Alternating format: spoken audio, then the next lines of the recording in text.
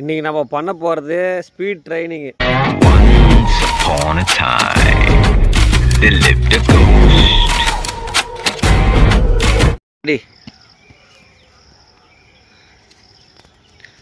Speedo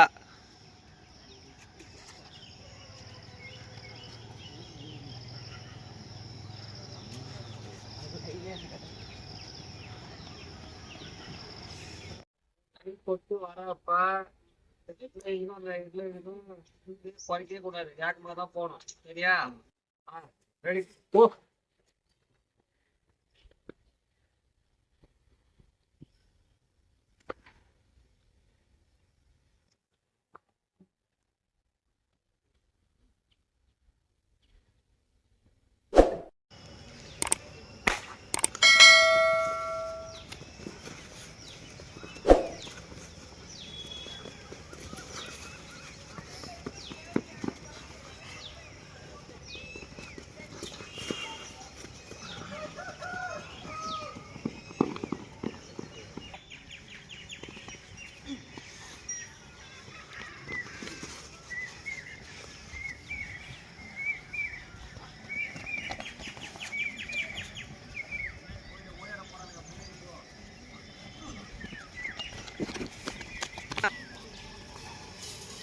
இந்த ஹெட்லைன்ல திரும்பி வந்து ஸ்பீடு தான் ஓடணும்.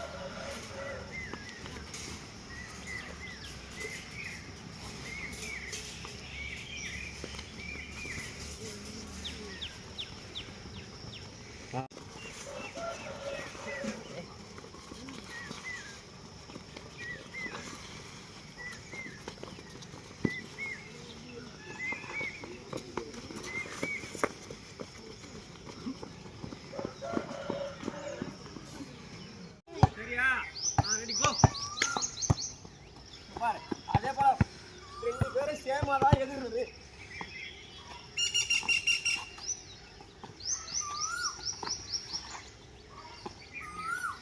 அப்ப பேக்ல பின்னாடியே போயிடணும். அதுக்கப்புறம் கோ.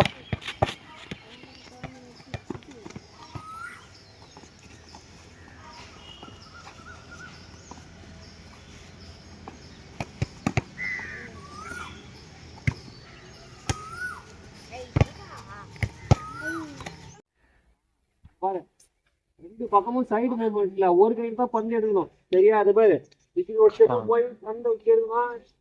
இந்தாண்ட ஒரு ஸ்டெப் போய் பந்து எடுத்துட்டு ரெண்டு பந்து எடுத்தோடனே மூணாவது பந்து இந்த லைன்ல ஒரு பந்து போடுவாங்க, அந்த லைன்ல ஒரு பந்து போடுவாங்க. ஃபாஸ்டா போய் பந்து அடிக்கிறதுக்கு. சரியா? அது பாரு, இப்ப திரும்ப சொல்றேன், இப்படி போடக்கூடாது, இந்த பக்கமும் இப்படி ஓடக்கூடாது. பந்தை பார்த்துட்டு சைட்ல தான் போய் பந்து எடுக்கணும். ரெடி?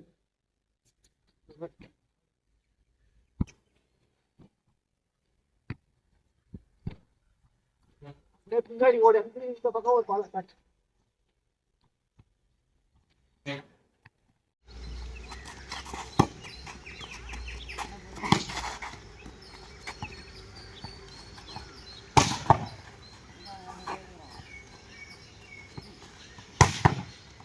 ஃபர்ஸ்ட் கத்துக்க வேண்டியது மூவ்மெண்ட். ரெண்டு சைடும் போறது, எப்படி போய் பண்ற நம்ம டச் பண்றது. ரெண்டாவது வந்து டேக்கப் எடுக்கிறது. டேக்கப் எப்ப ரேஞ்சில் எடுக்கணும், பந்து எந்த அளவுக்கு போய் அடிக்கிறது, எல்லாத்துக்கும் ஒரே மாதிரி பந்து போகக்கூடாது.